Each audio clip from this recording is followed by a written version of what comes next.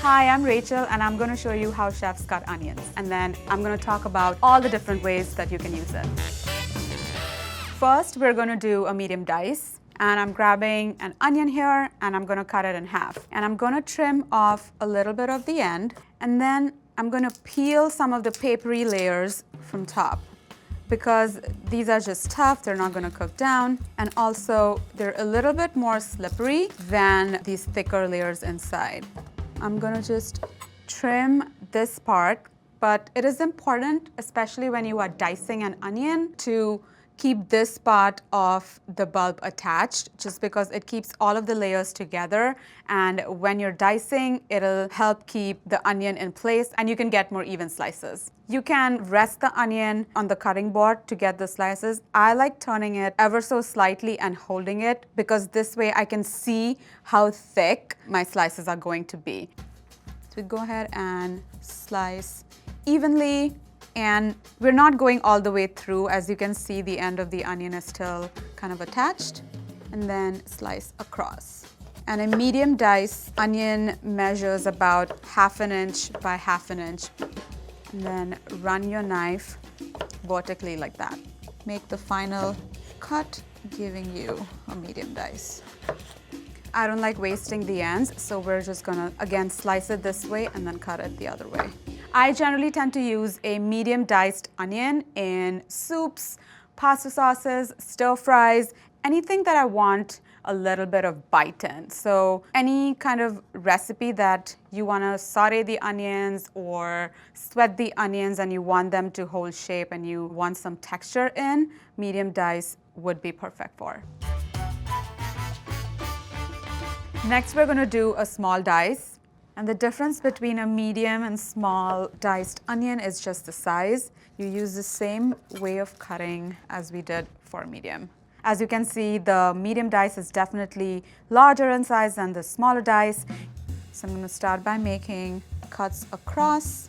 They're going to be slightly smaller, which means more slices. And then I'm going to run my knife across like this and make the second cut. Small diced onions are sized about 1/4 inch by 1/4 inch. And then I'm going to make this final cut, giving me a small dice. And I would generally use this for, say, a stew, where I want the onion to kind of fully dissolve and disappear in the final result. I also use this a lot in pasta sauces and a lot of Indian curries when I am too lazy to make an onion puree. Next, slicing. So I have my halved onion here, and I'm going to trim off the end, but this time we're going to trim off both the ends and then peel off the papery layers. And then I'm going to make even cuts across the half of the onion. Then I like to flip it over. So these are our sliced onions. They're about 1/8 of an inch thick. You could certainly slice them thicker if that's your preference, but no, that's going to kind of increase the cooking and caramelization time. And I would use these to make caramelized onions, jammy onions. They're not too thin, so they won't burn that easy. They just kind of dissolve into a beautiful caramelized mess. I have my onions for caramelization right here, but say you wanted to slice an onion for a raw application for, say, a crudo, you would basically do the same method, just slice them paper thin. As you can see, I have my 2 vertically sliced onions. So this would work super well in, say, like a raw application. If you're making a crudo, you garnish this on top, and then this would be amazing if you want to caramelize. Same method, just one is thinner than the other. Next, I'm going to do half moon slices. So start by having your onion, cut the end off, peel off all the papery layers on top, and slice off the top bulb a little bit. And then we're going to go this way in this motion. And in this too, I'm going 1/8 of an inch thick. You could go thinner if you wanted. And I like using this cut to make marinated onions or to make pickled onions. I love throwing this in salads just because they have a good amount of bite and snap to it. So, they add a lot of texture and crunch to them. Mincing a shallot. Shallots are also from the allium family. They're just a little bit sweeter than, say, like a red onion. So I'm gonna start by trimming off my end and then cutting in half. Peel off any papery layers. Make sure you keep this root end intact. And sometimes you'll see that there's like a thin skin on this, so make sure you peel that because that is super slippery, and if your knife is not sharp enough, you can end up hurting yourself. And now I'm gonna go ahead and make my first cut using a paring knife.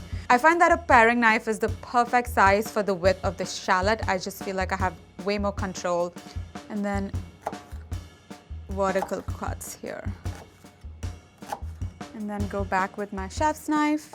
I would use this cut in cold salads. Since the cut is so small, it works perfectly to kind of add that subtle oniony flavor in the back. I would also saute this cut lightly in butter and use it in risottos. And then anything that didn't get cut, just go over and run your knife. Minced shallots.